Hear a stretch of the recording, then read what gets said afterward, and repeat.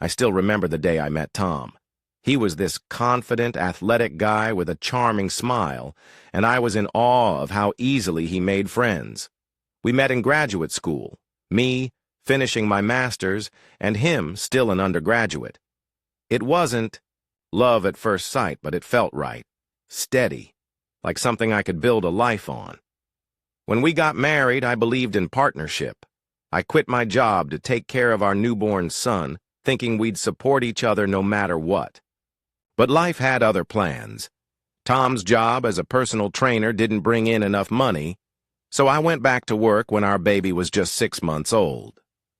That's when everything started to change. He saw my decision as a lack of faith in him. No matter how much I explained, he felt emasculated. Arguments became routine. He insisted that since my job was just sitting at a desk, I should handle all the housework too. He had a physically demanding job after all. I reminded him that I worked longer hours than he did, but logic never mattered. The house was my responsibility. Whether I liked it or not, I begged him to help. He promised he would. And yet, every evening I'd come home to a sink full of dishes, laundry piled up, and a husband who claimed to be too tired. I gave up, asking just to avoid the fights. I was exhausted. I was drowning. And worst of all, I was alone, even in my own marriage. Stress became my constant shadow.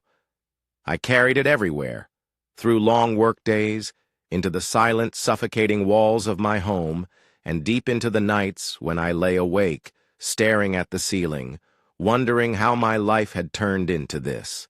And then one day I picked up a cigarette. I had never been a smoker.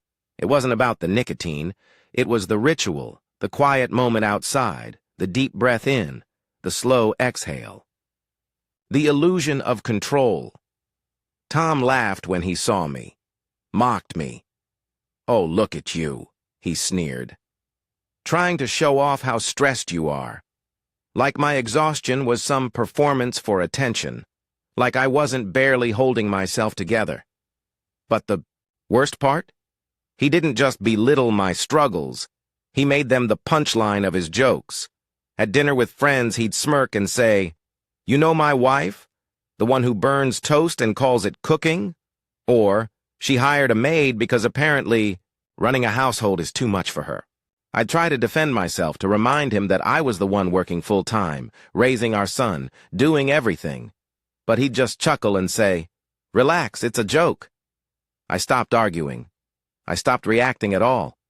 Because every time I tried, he'd make that the joke next. And with every little remark, I disappeared. The woman who used to laugh easily, who loved cooking experimental meals, who enjoyed coming home at the end of the day, she was gone. Then came the night everything shattered. I came home exhausted as always. My back ached, my eyes burned, and all I wanted was to put my son to bed and maybe, just maybe, have a quiet evening for once. Instead, I walked into the kitchen to find Tom grinning like a schoolboy. "Guess who I ran into today?" he said. "Lucy! Can you believe it? She just moved into the area."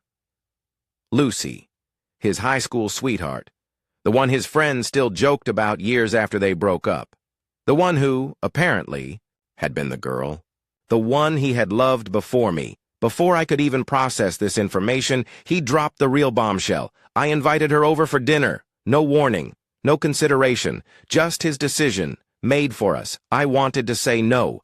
I wanted to tell him that this was inappropriate, disrespectful, wrong.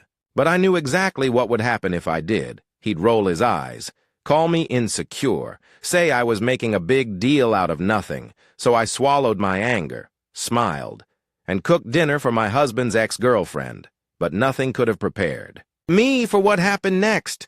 She walked in looking perfect, effortlessly put together, bright-eyed and smiling. Tom practically lit up. "Wow, Lucy, you haven't aged a day," he said, his voice dripping with admiration. The evening only got worse. From there, he was performing for her, showing off, laughing at everything she said. And then came the real humiliation. "You know," he said, grinning at Lucy, My wife here? She tries to cook, bless her heart, but let's just say we'd both starve if she didn't have her career as an excuse." Lucy giggled. I felt my face burn. Then, he kept going. "Unlike you, Lucy," he continued. "I mean, you have 2 kids and still manage to keep your house spotless. Meanwhile, my wife hired a maid. Can you believe that?" They both laughed. I was frozen in place, my hands gripping the edge of the table so hard my knuckles turned white, and then the final blow. "Lucy, I swear I don't know how you do it. You're just so perfect. Unlike some people." The room spun. Tears burned behind my eyes, but I refused to let them fall. I would not give them the satisfaction. I forced a smile, got up, served them dessert, and then, as they laughed and chatted, I quietly excused myself. I didn't yell. I didn't argue. I just waited until Tom went to bed. Then I packed a bag, grabbed my son, and walked out of that house forever. When my mother opened the door that night, I collapsed into her arms, sobbing so hard I could barely breathe. My son, confused and sleepy, started crying too. But I had to bring him. I couldn't leave him behind, not with a man who had never lifted a finger to care for him. By morning, Tom was calling, not out of concern, not because he was worried about me, but because he wanted to know where I was. When I told him I was done, that I was filing for divorce, he laughed. "Come on," he said. "Don't be dramatic. Just come home and stop all this nonsense." That was the moment I knew. He had never truly seen me. He had never taken me seriously. He never thought I'd leave. But I did. And this time, I wasn't coming back. Tom's reaction, denial and social pressure. At first, Tom was unfazed. Then, when he realized I was serious, the campaign began. Friends started messaging me. "Don't throw away your marriage over a few jokes." Even strangers, his gym clients, messaged me telling me what a great guy Tom was. And Tom? He turned into the victim. He posted online about how much he missed his son, how unfair I was being. But behind the scenes, he wasn't even trying to see him. The manipulation was endless. He called, begged for another chance. Then, when that didn't work, he accused me of overreacting. But for the first time in years, I wasn't second-guessing myself.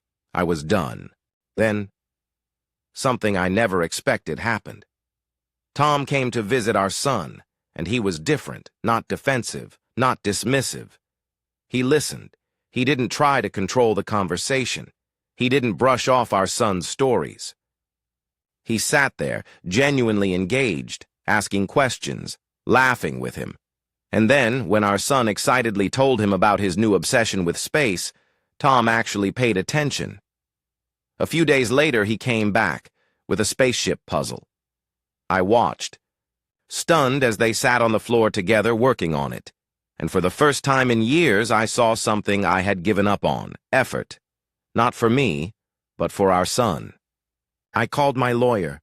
"I want to reconsider full custody," I said. Tom had been a terrible husband, but maybe, just maybe, he could still be a good father.